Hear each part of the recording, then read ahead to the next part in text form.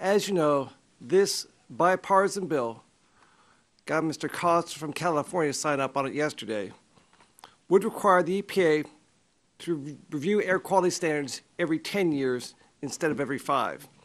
It would also make sure that EPA actually puts out timely guidance on how to implement the rule when they do make a change. It ensures we avoid the mess of the last decade. Lower standards in 2008. Rules to make those happen 2015, 7 months later, new standards. That should never, ever happen again.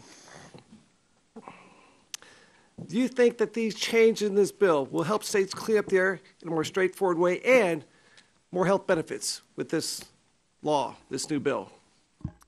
Thank you, Congressman. Yes, that's the reason that I'm encouraged by the effort that's underway here is because I sincerely believe that it will enhance our ability to have more meaningful environmental regulations that do indeed help to protect the health of those individuals that we're sworn to help to protect. I believe that this planning time frame will help us to analyze and do the heavy lifting to understand better what is causing the respiratory health issues, to be able to develop plans to make sure those are being addressed and those regulations will indeed have a reasonable likelihood of yielding those environmental and health benefits. So I think that providing that time frame and requiring a more detailed analysis of the standard before it's lowered will be very helpful. Otherwise, we tend to find ourselves in a cycle where we lower the standard trying to achieve the health benefits that we failed to the last time we lowered the standard, and I think there's some science that needs to be done to answer that.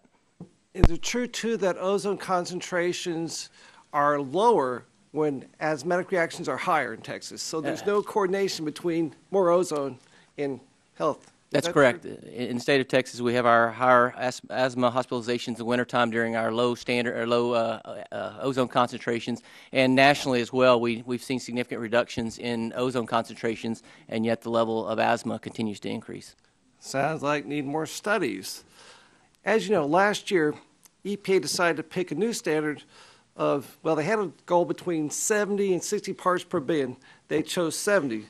Their advisors said that rule in that range would keep people healthy.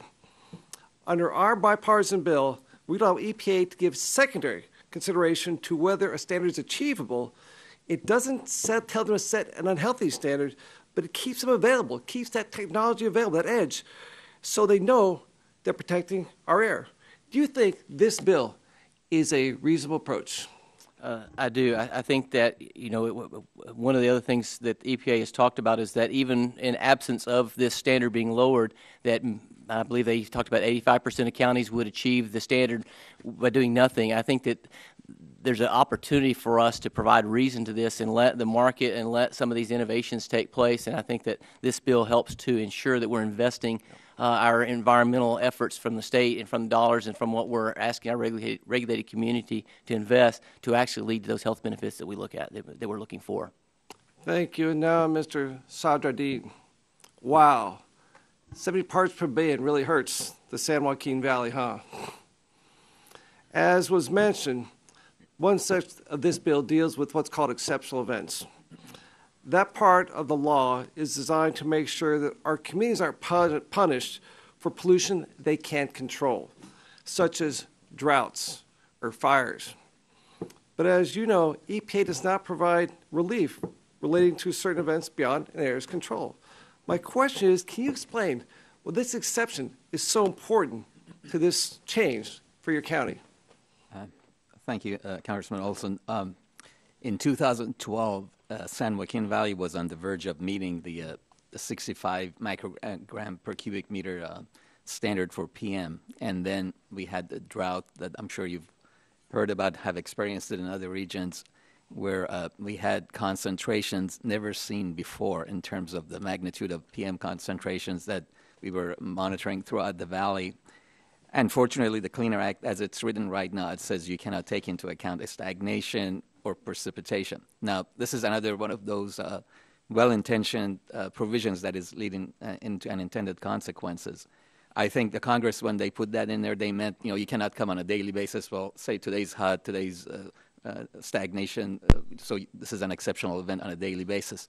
But when you have a situation like we experienced in San Joaquin Valley, where we had a 100-year drought, conditions that had not been seen before for 100 years, and they've already gone away this year thanks to El Nino and almost a normal weather condition. This, the language in HR 4775, it simply says that when you have extraordinary circumstances, such as what we experienced in California, you should not be held responsible, have the valley businesses, residents be penalized for something that we have zero control over. And so you're saying 100-year drought is exceptional. Is that right? That's all we're asking. Yes. Wow. I yield back. Thank you. Gentleman yields back. This time recognize the gentleman from Illinois, Mr. Rush, for 5 minutes. I want to thank you, Mr. Chairman.